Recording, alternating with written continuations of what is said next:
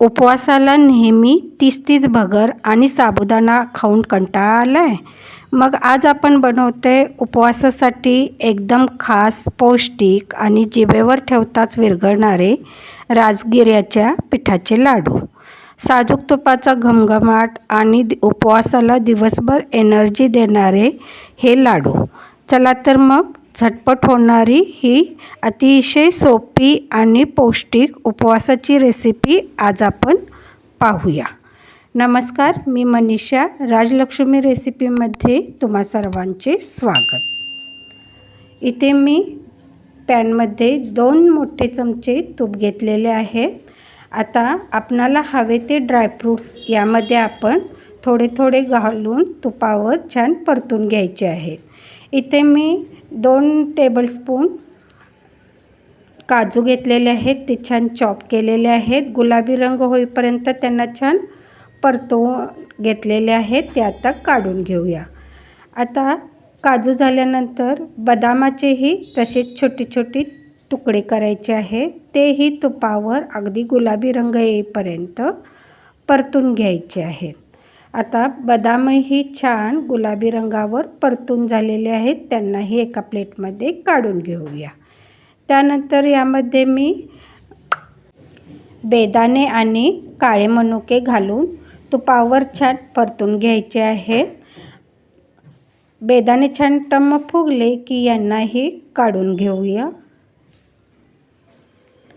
थोडे पिस्तेही मी चॉप करून घेतलेले आहेत. तेही तुपावर छान परतून घ्यायचे आहेत. आता उरलेल्या तुपामध्येच इथे मी 1.5 कप राजगिऱ्याचे पीठ घेतलेले आहे. पण ते थोडे थोडे मी भाजून घेणार आहे आणि थोडंसं तूप घालून घ्यायचं आहे.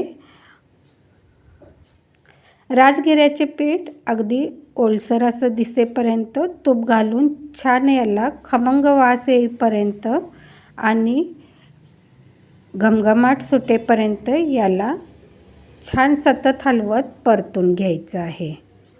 पहा, पिठाचा रंग छान बदललेला आहे. तुम्हाला जर माझ्या रेसिपी आवडत असतील तर राजलक्ष्मी रेसिपी चॅनलला एक लाईक जरूर करा. आता राजगिऱ्याचे पीठ खमंग भाजलेले आहे.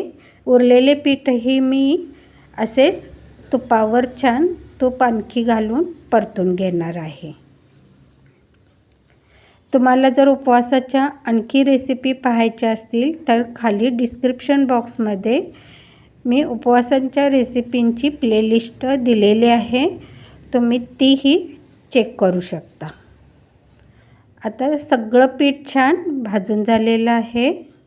याला आता एका परातीमध्ये काढून थोडंसं कोमट करून घेऊया आणि यामध्ये आपण भाजून घेतलेले ड्रायफ्रूट्स घालून घेऊया. आता इथं 1.5 कपासाठी मी पाऊण कप गूळ अगदी मिक्सरला फिरवून घेतलेला आहे. तुम्ही किसणीने किसून घेतला तरी चालेल.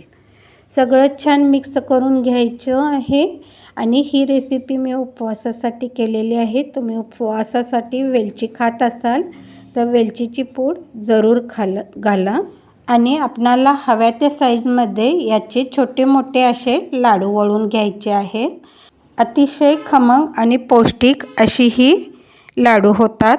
तुम्हीसुद्धा ही उपवासाची रेसिपी घरी नक्की ट्राय करा आणि लाडू कसे झाले ते मला कमेंट्समध्ये सांगायला विसरू नका.